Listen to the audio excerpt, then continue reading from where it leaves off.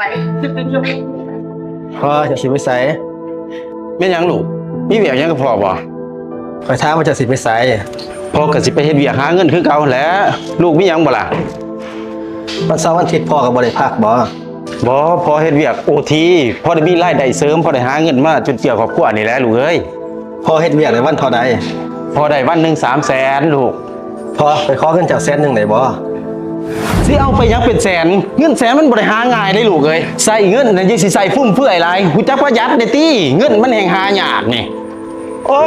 อยู่เฮือนอยู่ซ่านนี่พ่อสิไปหาเงินนี่โอ้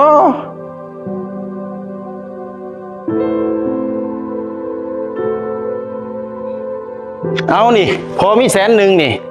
ประหยัดใส่ประหยัดจ่ายได้เด้อมันแห่งหายากนี่ อันนี้พ่อพอดี300,000 เงินอิหยังละลูกบัดนี้ฮะคือจะพอให้ไปแหละ เงิน300,000นี่ลูกขอซื้อวันหยุดพ่อได้บ่มื้อหนึง เอ้านี่มัวแต่เฮ็ดเวียกเฮ็ดงานหาเงินเลยบ่คือเห็นเวลาให้ครอบครัวเนาะ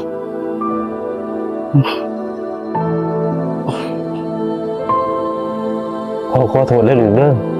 พอเฮ็ดเวียกจนบ่มีเวลาลูกให้เต้า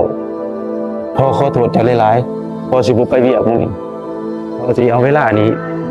มาอยู่กับลูกเด้อ พ่อบ่ต้องมากอดก็ดอกเงิน300,000ข้อยจ้างจะเฝ้าเฮือนข้อยสิออกไปเรียนเอามาพี่ก็แจ้รถหั่นข้อยสิไปหาผู้สาวเจ้าหันเฝ้าเฮือนเด้อข้อยจ้างให้300,000หั่น เฮ้ยกูรู้ว่ามันหักพอ